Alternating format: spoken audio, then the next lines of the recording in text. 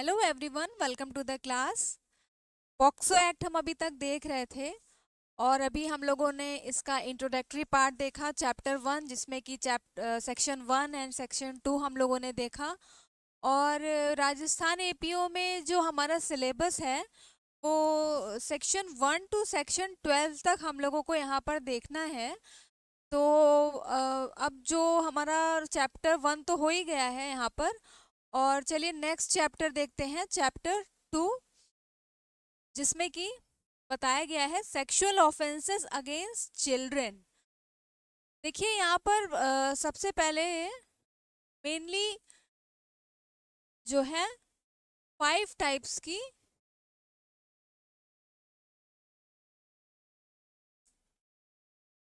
Punishment यहाँ पर बताई गई है।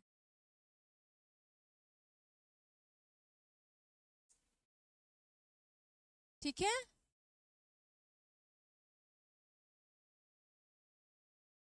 जो कि ABCDE, यहाँ पर ये क्या है, ये 5 टाइप की ऑफेंसेस हैं और उनकी पनिशमेंट्स यहाँ पर दी हुई हैं। क्योंकि ये कभी कभी पूछ सकता है एग्जाम में कि पॉक्सो एक्ट में कितने टाइप की या कौन कौन से ऑफेंसेस दिए हुए हैं या नहीं दिए हुए हैं।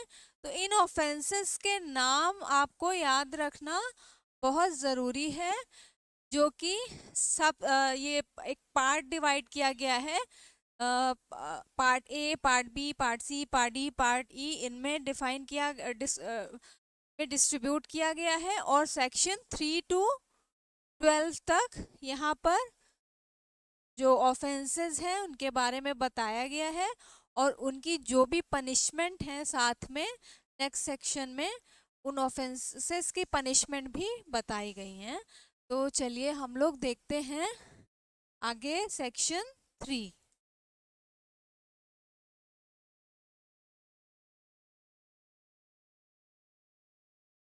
ये आगे हमारा section 3, penetrative sexual assault and punishment therefore.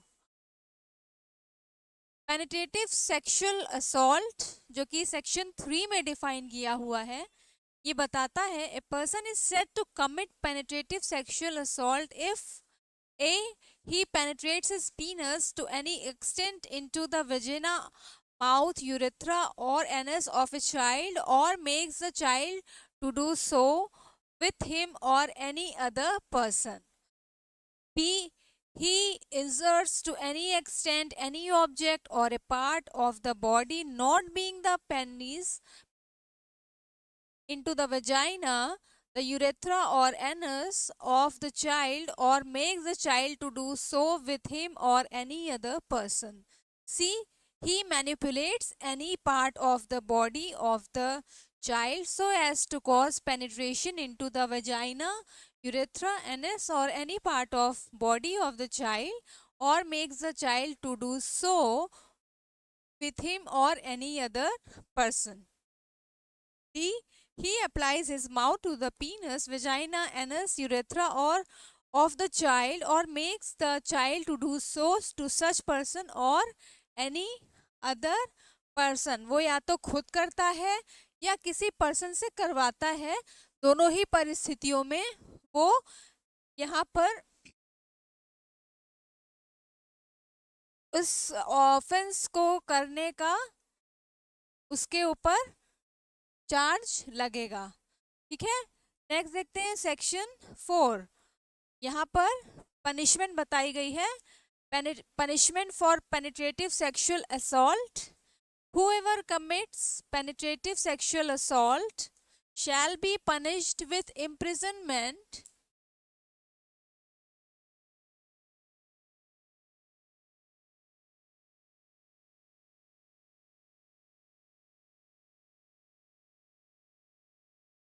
of either description for a term which shall not be less than 10 years but which may extend to imprisonment for life and shall also liable to fine। देखिए यहाँ पर minimum punishment कितनी बोल रहा है, 10 years, और वो up to the life imprisonment तक हो सकती है और वहां पर फाइन भी दिया जाएगा। क्लॉज 2 देखते हैं। Whoever commits penetrative sexual assault on a child below 16 years of age shall be punished with imprisonment for a term which shall not be less than 20 years, but which may extend to imprisonment for life, which shall mean imprisonment for the remainder of natural life of that person and shall also liable to fine। देखिए, जब यही punishment कितने साल का बच्चा हो, below 16 years, मतलब जब बच्चे की उम्र 16 ईयर्स से कम हो। हमने चाइल्ड की डेफिनेशन में क्या पढ़ा था यहाँ पर, बिलो 18 ईयर्स। बट यहाँ पर जो बच्चे बिलो 16 ईयर्स होंगे, अगर उनके साथ ये ऑफेंस होता है तो यहाँ पर minimum 20 years and up to the imprisonment for life punishment दी जाएगी। और आगे बताया है कि imprisonment for life means reminder of natural life of that person, जब तक उस इंसान की जितनी बची हुई उसकी लाइफ होगी, यानी कि इम्प्रिजनमेंट फॉर लाइफ, जब तक वो जीवित रहेगा तब तक वो इम्प्रिजनमेंट में रहेगा। ठीक है, प्लस फाइन। तो ये क्योंकि इम्पॉर्टेंट है, क्योंकि ये यहाँ पर एक कंडीशन लग गई कि if child's age is below 16 years, तो ये इम्पॉर्टेंट क्लॉज है। फिर देखते हैं, the fine imposed under subsection 1 shall be just and reasonable and paid to the victim to meet the medical expenses and rehabilitation of such victim। जो fine होगा वो देखिए सबसे पहले यहाँ पर विक्टिम को दे दिया जाएगा, जो कि रीजनेबल होगा। For what purpose, for his और हर मेडिकल एक्सपेंसेस एंड रिहेबिलिटेशन, उस विक्टिम के मेडिकल एक्सपेंसेस और उसके रिहेबिलिटेशन के लिए उसको इतना अमाउंट या कॉम्पनसेशन दिया जाएगा, जो कि फाइन के रूप में जो ऑफेंडर होगा उसको देना पड़ेगा विक्टिम को। ठीक है, चलिए अब नेक्स्ट देखते हैं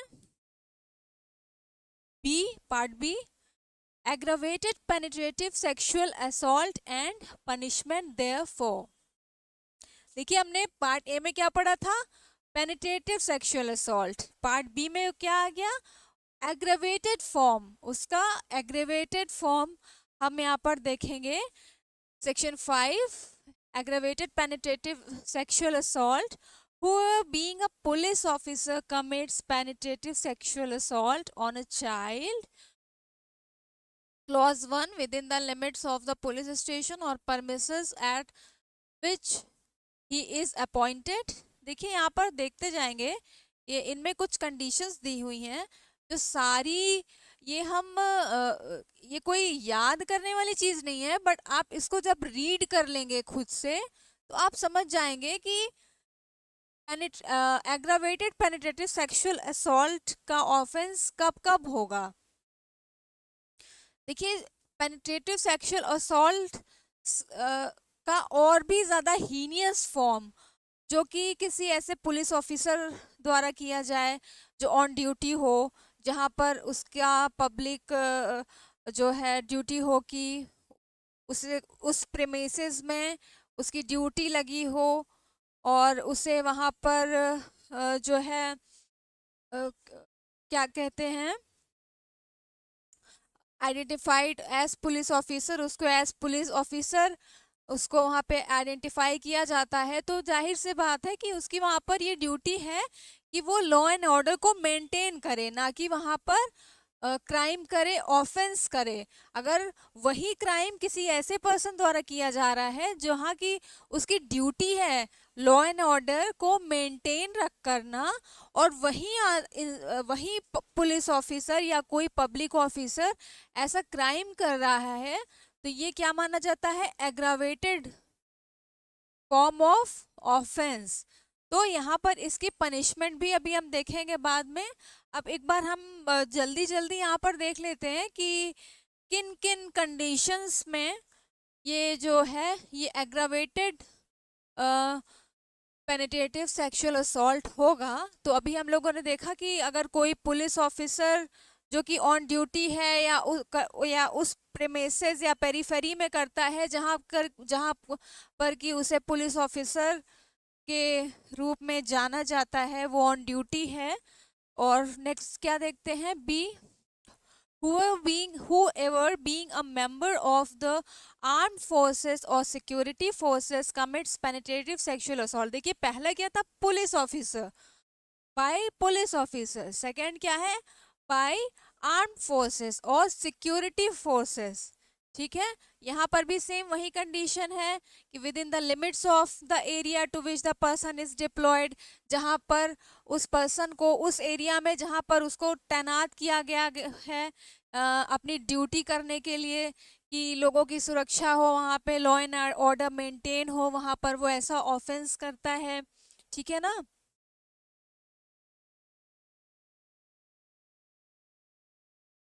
तो ये था हमारा B.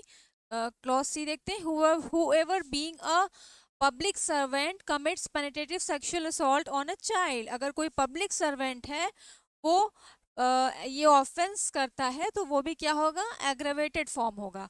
whoever being on the management or on the staff of a jail, remand home, protection home, observation home or other place of custody or care and protection established by or under any law for the time being in force commits penetrative sexual assault on a child being inmate of such jail, remand home, protection home, observation home और other place of custody और care and protection. देखिए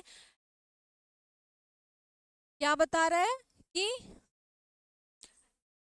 jail, remand home, protection home, observation home, ठीक है, place of custody और care, ऐसी जगह के जो भी स्टाफ या मैनेजमेंट के जो स्टाफ हैं, अगर वो जो है यहाँ पे पेनिट्रेटिव सेक्सुअल असॉल्ट करते हैं तो वो क्या होगा, aggravated penetrative sexual assault। E, whoever being on the management or staff of a hospital, whether government or private, commits penetrative sexual assault on a child is that in that hospital, किसी hospital में, चाहे कि वो government हो या private हो, उसके management और स्टाफ द्वारा। देखिए हम यहाँ पर क्या देख रहे हैं, बेसिकली समझने के लिए हम इसको ऐसे समझ सकते हैं कि किसी ऐसी एरिया में इस ऑफेंस का होना जहां पर कि उस अथॉरिटी की ये ड्यूटी है कि वहां पर लोगों की सुरक्षा की जाए और लॉ एंड ऑर्डर को मेंटेन की जाए। वहां पर अगर ये ऑफेंस होता है पेनिट्रेटिव सेक्सुअल असॉल्ट तो ये क्या होगा, एग्रेवेटेड पेनिट्रेटिव सेक्सुअल असॉल्ट माना जाता है। ठीक है, जी देखते हैं, whoever commits gang penetrative sexual assault on a child। अभी तक हमने ये देखा। अब नेक्स्ट हमारा क्या है कि जो गैंग पेनिट्रेटिव सेक्सुअल असॉल्ट भी हमारा क्या है, एग्रावेटेड। जो गैंग पेनिट्रेटिव सेक्सुअल असॉल्ट होगा किसी बच्चे पर वो भी एग्रावेटेड पेनिट्रेटिव सेक्सुअल असॉल्ट माना जाएगा। ठीक है,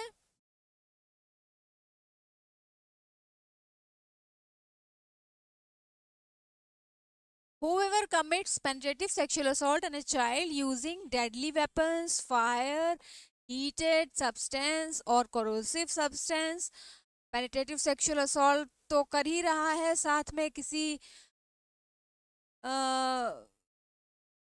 वेपन, फायर, हीटेड सब्सटेंस का यूज कर रहा है तो वो भी एग्रेवेटेड पेनिट्रेटिव सेक्सुअल असॉल्ट होगा।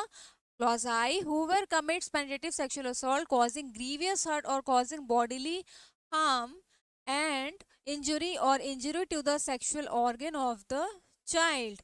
देखिए पेनिट्रेटिव सेक्सुअल असॉल्ट करते समय उसको चाइल्ड को ग्रीवियस हर्ट हो, कॉज करे या फिर उसको एस बॉडीली हार्म कॉज करे और उसके सेक्सुअल ऑर्गन्स को इंजुरी पहुंचेगी तो भी एग्रावेटेड पेनिट्रेटिव सेक्सुअल असॉल्ट माना जाएगा। और क्लॉज जे देखिए, ऐसा पेनिट्रेटिव सेक्सुअल असॉल्ट जो कि ऐसे बच्चे के साथ हो जो कि फिजिकली इनकैपेबल हो, है ना। यहाँ पर क्या बता रहा है, physically इनकैपेबिलिटीज,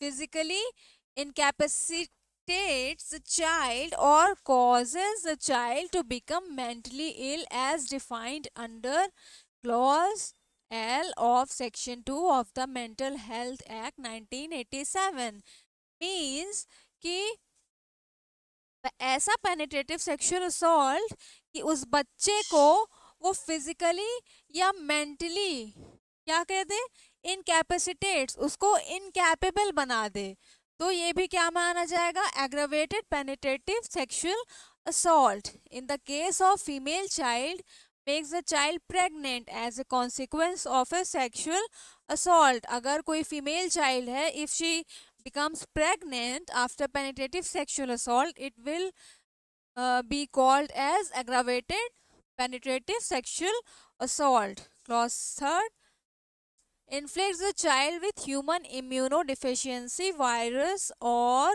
any other life-threatening disease or infection which may either temporarily or permanently impair the child by rendering him physically incapacitated or mentally ill to perform regular task. देखिए, पेनिट्रेटिव सेक्सुअल असॉल्ट तो किया ही किसी बच्चे के साथ और उसको HIV, यहाँ पर क्या है, ह्यूमन इम्यूनो डिफिशियंसी वायरस और any other life threatening disease, या किसी ऐसी लाइफ थ्रेटनिंग डिजीज से उसको इन्फेक्ट कर दे जो कि जिससे कि वो टेम्परेली और परमानेंटली बाधित हो अपनी डेली रूटीन को करने में, तो वो यहाँ पर penetrative aggravated penetrative sexual assault माना जाएगा।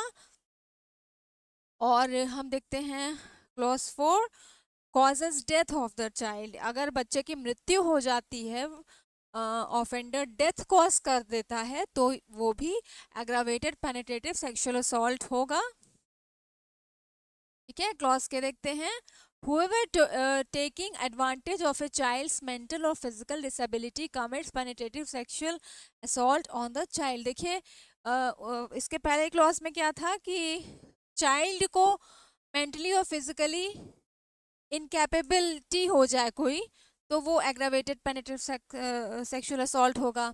और यहाँ पर किसी मेंटल और फिजिकल डिसेबल बच्चे के साथ पेनिट्रेटिव सेक्सुअल असॉल्ट होता है तो वो क्या माना जाएगा, aggravated penetrative sexual assault. Clause L, whoever commits penetrative sexual assault on a child more than once on repeatedly। ठीक है, एक बार से अधिक या बार बार पेनिट्रेटिव सेक्सुअल असॉल्ट करता है तो वो भी एग्रावेटेड पेनिट्रेटिव सेक्सुअल असॉल्ट माना जाएगा। whoever commits penetrative sexual assault on a child below 12 years। देखिए यहाँ पर दिस इज वेरी इंपॉर्टेंट कि चाइल्ड बिलो 12 years, हमने पेनिट्रेटिव सेक्सुअल असॉल्ट में चाइल्ड बिलो 16 इयर्स तक की ऑफेंस की जो पनिशमेंट थी वो तो देखी थी। अब यहाँ पर अगर वही बच्चा 12 साल से उसकी कम उम्र है और उसके साथ पेनिट्रेटिव सेक्सुअल असॉल्ट होता है, तो यहाँ पर ये किस में आ जाएगा, एग्रावेटेड पेनिट्रेटिव सेक्सुअल असॉल्ट में आ जाएगा। और इसकी पनिशमेंट दूसरी होगी जो कि अभी हम नेक्स्ट सेक्शन में देखेंगे। Clause N, whoever being a relative of the child through blood or adoption or marriage or guardianship or in foster care or having a domestic relationship with a parent of a child or who is living in the same or shared household with the child commits penetrative sexual assault on such child। देखिए यहाँ पर फिर से क्या आ गया, वही condition कि उसका बच्चे का क्या है, रिलेटिव है किसी भी तरीके से बाय ब्लड और बाय एडॉप्शन और बाय मैरिज और बाय गार्जियनशिप, और या उसको गोद में लिया हुआ है उसकी देखभाल करने के लिए, ठीक है, और उसके साथ किसी भी तरीके से डोमेस्टिक रिलेशनशिप में है, अ, अ, उस बच्चे के जो पेरेंट्स हैं उनके साथ, जो कि उसके घर में रह रहे हैं, ठीक है, ऐसे लोगों द्वारा जब पेनिट्रेटिव सेक्सुअल असॉल्ट किया जाएगा, नियर एंड डियर वंस जो होते हैं जिनको कि कहा जाता है, उनके द्वारा जब पेनिट्रेटिव सेक्सुअल असॉल्ट किया जाएगा तो वो एग्रावेटेड पेनिट्रेटिव सेक्सुअल असॉल्ट होगा। क्लॉज ओ देखते हैं, whoever being in the ownership or management or staff of any institution proving services to the child commits penetrative sexual assault on the child।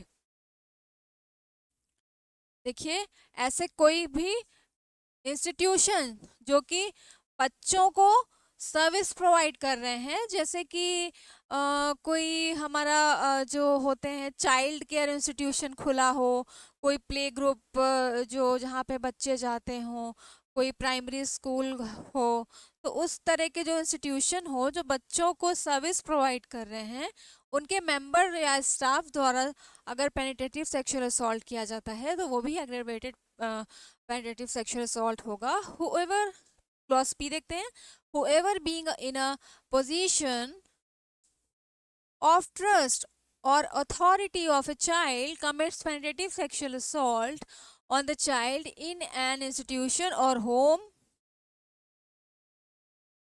of the child or anywhere else।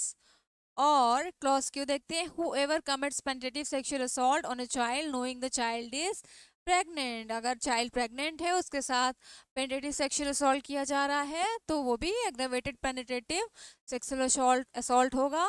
Clause R, whoever commits penetrative sexual assault on a child and attempts to murder the child। देखिए, किसी बच्चे पर penetrative sexual assault करना और उसकी हत्या करने का, अटेम्प्ट टू मर्डर अगर वो करता है ऑफेंडर, तो वो भी एग्रावेटेड पेनिट्रेटिव सेक्सुअल असॉल्ट होगा। Clause S, whoever commits penetrative sexual assault on a child in the course of communal or sectarian violence or during any natural calamity or in similar situation। कोई भी ऐसा communal sectarian violence हुआ हो या कोई natural calamity आई हो, कोई आपदा आई हो, उस दौरान किसी बच्चे के साथ पेनिट्रेटिव सेक्सुअल असॉल्ट करना एग्रावेटेड पेनिट्रेटिव सेक्सुअल असॉल्ट माना जाएगा। whoever commits penetrative sexual assault on a child and who has been previously convicted of having committed any offense under this act or any sexual offense punishable under any other law for the time being in force। ऐसा कोई भी person जो कि penetrative sexual assault करता है किसी बच्चे पर जो कि प्रीवियसली कन्विक्टेड हो चुका हो, इस एक्ट में जितने भी ऑफेंसेस बताए गए हैं उनमें से किसी भी ऑफेंसेस में उसको प्रीवियस कन्विक्शन हो चुका हो और वो फिर से जो है पेनिट्रेटिव सेक्सुअल असॉल्ट करता है या दोबारा वो पेनिट्रेटिव सेक्सुअल असॉल्ट करता है, तो उसको एग्रावेटेड पेनिट्रेटिव सेक्सुअल असॉल्ट माना जाएगा। Clause you, whoever commits penetrative sexual assault on a child and makes a child to stripe or parade naked in the public, this is क्या है, aggravated penetrative sexual assault. तो ये था हमारा, मैंने हम लोगों ने अभी जल्दी जल्दी in short pre exam basis से समझा कि कब कब एग्रावेटेड पेनिट्रेटिव सेक्सुअल असॉल्ट का जो ऑफेंस होगा वो कमिटेड माना जाएगा, जो कि बहुत सिंपल है, जिसको कि हम लोगों ने समझ लिया कैसे कि किसी ऐसे अथॉरिटी, नियर डियर रिलेटिव्स द्वारा कि जिनके पास बच्चे सुरक्षित माने जाते हैं, अब उनके द्वारा ही जब वहाँ पर पेनिट्रेटिव सेक्सुअल असॉल्ट हो रहा है तो वो क्या माना जाएगा, एग्रावेटेड पेनिट्रेटिव सेक्सुअल असॉल्ट। देखिए नेक्स्ट देखते हैं, सेक्शन 6 में इसकी पनिशमेंट बताई हुई है। Punishment for aggravated penetrative sexual assault. Whoever commits aggravated penetrative sexual assault shall be punished with rigorous imprisonment for a term which shall not be less than 20 years. Shall not be less than 20 years, but which may extend to imprisonment for life, shall mean imprisonment for the remainder of natural life of that person, and shall also be liable to fine or with death. देखिए यहाँ पर क्या है कि offender को death punishment भी मिल सकती है, मिनिमम 20 years, लाइफ इम्प्रिजनमेंट तक हो सकती है और डेथ भी उसको मिल सकती है, प्लस यहाँ पर उसके ऊपर फाइन भी इम्पोज किया जाएगा। ठीक है, ये था, दिस इज इम्पॉर्टेंट क्योंकि यहाँ पर भी जो है डेथ पेनल्टी दी जा रही है, तो पूछ सकते हैं कि किस ऑफेंस में डेथ पेनल्टी या डेथ सेंटेंस दिया हुआ है। और क्लॉज 2 देखते हैं, the fine impose under subsection 1 shall be just and reasonable and pay to the victim to meet the medical expenses and rehabilitation of such victim. तो जैसा कि इसके पहले वाली ऑफेंस के पनिशमेंट में था कि reasonable and just fine impose किया जाएगा जिससे कि विक्टिम का कम से कम उसका जो है उपचार हो सके, उसके जो रिहैबिलिटेशन है वो उचित प्रकार से हो सके। ठीक है, नेक्स्ट देखते हैं punishment C, sexual assault and punishment. Therefor first हमने देखा penetrative sexual assault, second aggravated penetrative sexual assault, third क्या है सेक्सुअल असॉल्ट। ठीक है, और उसकी punishment section 7, sexual assaults whoever with sexual intent touches the vagina, penis, anus or breast of a child or makes the child to touch the vagina, penis, anus or breast of such person or any other person or does any other act with sexual intent which involves physical contact without penetration is said to commit sexual assault। देखिए हम लोगों ने IPC में assault पढ़ा है कि ऐसा लगता है कि वो हिंदी में बोलेंगे हमला, कि अभी हमें चोट लग ही जाएगी, ऐसे हाव भाव बनाना, ऐसा जेस्चर बनाना कि ये लगता है कि अभी किसी को जैसे लाठी दिखाना कि ये लगता है कि अभी वो हमें यहाँ पर हर्ट कॉज करेगा ही करेगा, नुकसान, हमें चोट लग ही जाएगी, पहुंच ही जाएगी, तो ये क्या होता है असॉल्ट। तो यहाँ पर भी विदाउट पेनिट्रेशन जो भी असॉल्ट हो रहा है वो क्या हो माना जा रहा है सेक्सुअल असॉल्ट, जिनमें कि ये कंडीशन दी गई हैं। ठीक है, और इसके सेक्शन 8 में पनिशमेंट देखते हैं, whoever commits sexual assault shall be punished with imprisonment of either description for a term which shall not be less than 3 years but which may extend to 5 years and shall also liable to fine 3 to 5 years तक का इसमें जो punishment है वो दी जा सकती है। Next देखते हैं part D, aggravated sexual assault and punishment. Therefor देखिए अब हम सेक्सुअल असॉल्ट पढ़ा, अब नेक्स्ट क्या पढ़ेंगे एग्रावेटेड सेक्सुअल असॉल्ट। ठीक है,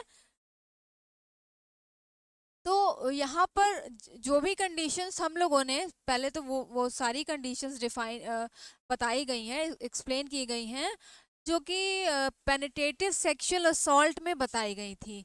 एक हम लोगों ने पढ़ा था कि पेनिट्रेटिव सेक्सुअल असॉल्ट, और नेक्स्ट पढ़ा था एग्रावेटेड पेनिट्रेटिव सेक्सुअल असॉल्ट।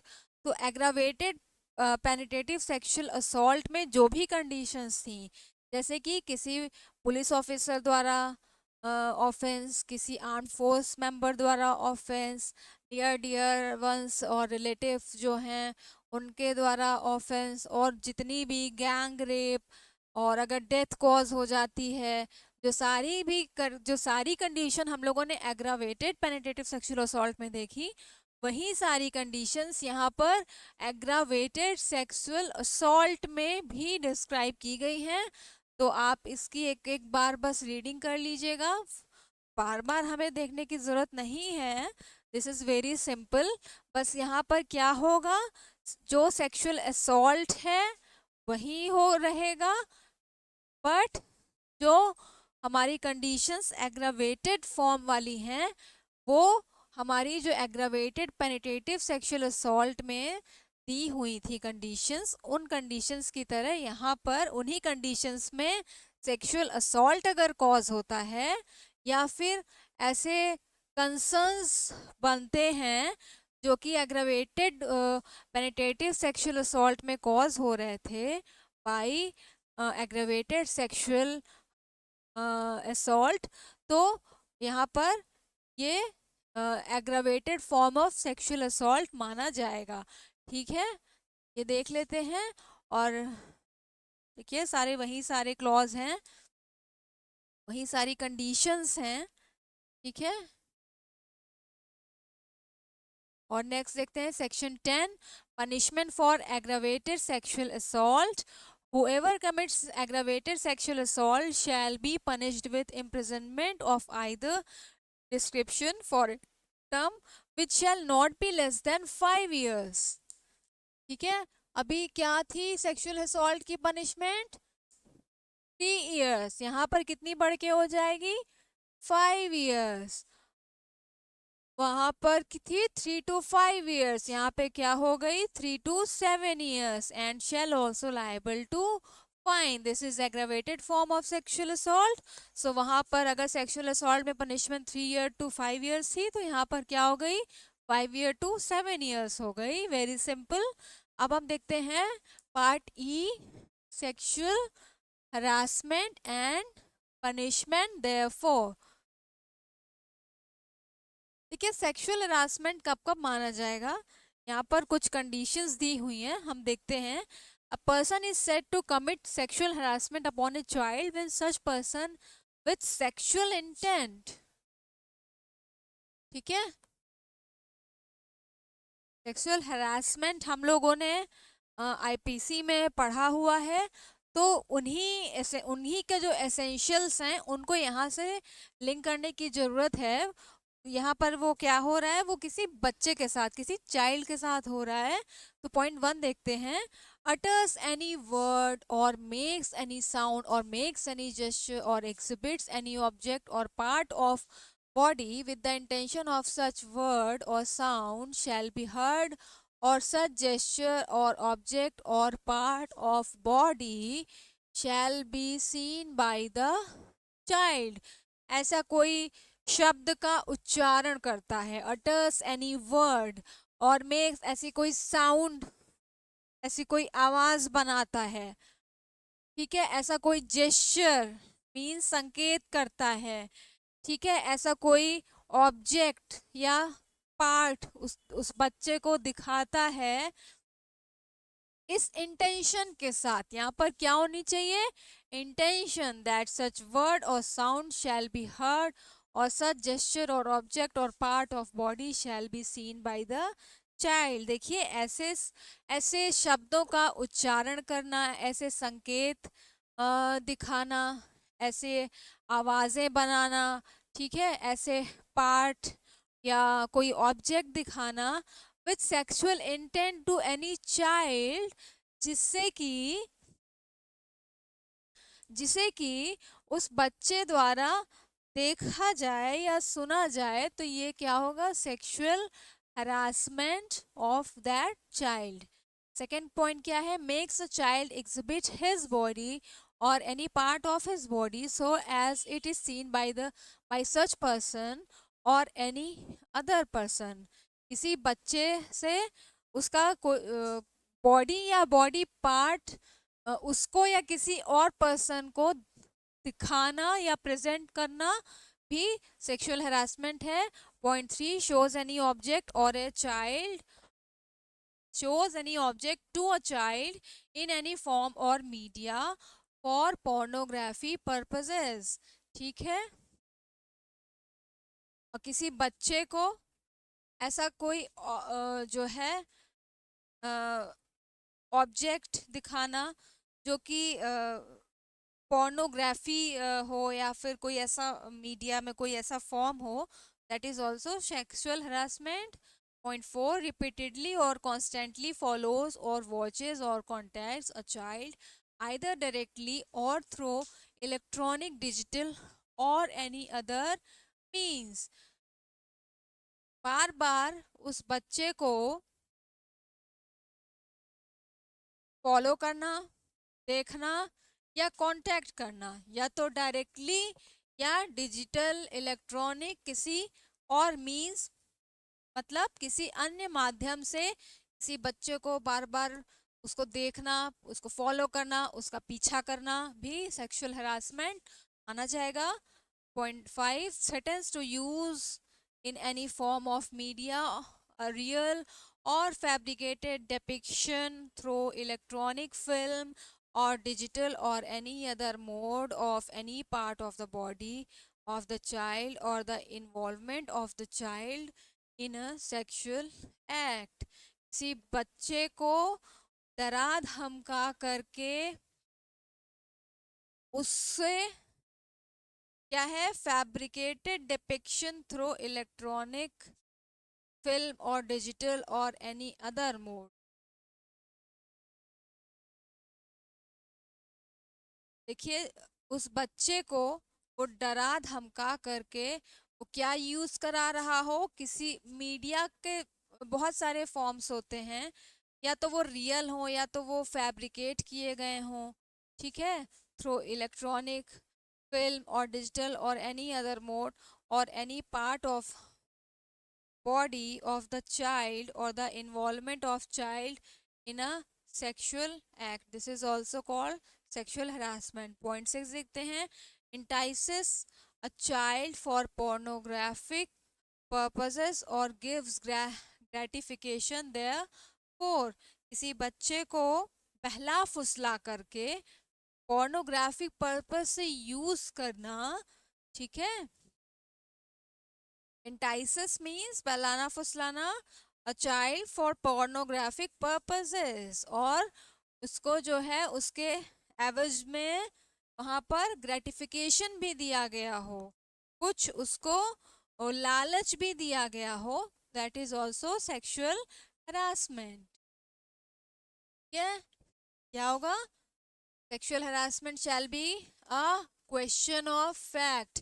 ये पूछ सकते हैं कि सेक्सुअल हरासमेंट जो है क्वेश्चन ऑफ फैक्ट है या क्वेश्चन ऑफ लॉ है. तो जो सेक्सुअल हरासमेंट है, that this is question of fact. Section 12 देखते हैं. Punishment for sexual harassment. ये हमारी इस एक्ट की फिफ्थ ऑफेंस है. हमने जैसे कि शुरुआत में देखा था 5 types of offences are described in POCSO act. तो ये हमारी फिफ्थ टाइप ऑफ ऑफेंसेस है.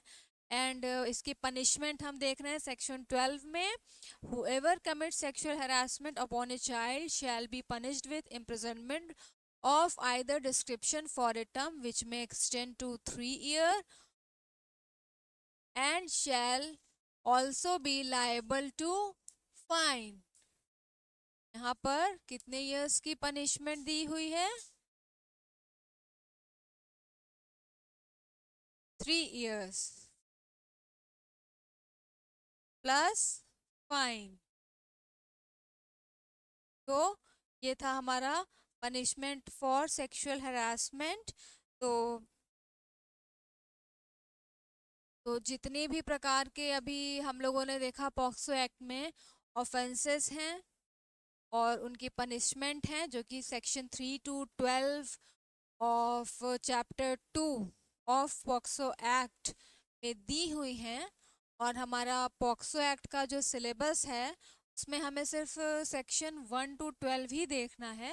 तो यहाँ पर हम लोगों ने एक क्विक रिवीजन किया for pre point of view, और इम्पॉर्टेंट हमने पॉइंट्स देखे कि जो कि हमारे क्वेश्चंस पूछ सकते हैं. यहाँ पर सेक्शंस याद रखने हैं, पनिशमेंट याद रखनी है, एज याद रखनी है, अगर वहाँ पर जो भी मैंने बताया जहाँ पर बिलो 16 बिलो 12 दिया हुआ है वो एज याद रखनी है, और जिससे कि क्वेश्चंस बनते हैं।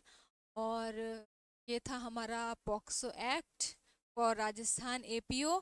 अगर अभी मैंने जो भी चीज़ें बताई उससे रिलेटेड किसी पॉइंट पे आप लोगों को कंफ्यूजन होता है, कोई क्वेश्चन अराइज होता है, तो प्लीज़ आप लोग कमेंट करिए, मैं वहाँ पर रिप्लाई करके उसका आंसर बताऊंगी। तो ये हम लोगों ने देखा पॉक्सो एक्ट। आप लोगों की तैयारी अच्छी चल ही रही होगी, आई होप। इसी तरीके से एक एक करके हम लोग सारे जो हैं एक्ट हैं, कोड हैं, जो भी हमारा सिलेबस है उसको कवर करते रहेंगे, और आप लोग अपनी तैयारी अच्छे से करते रहिए।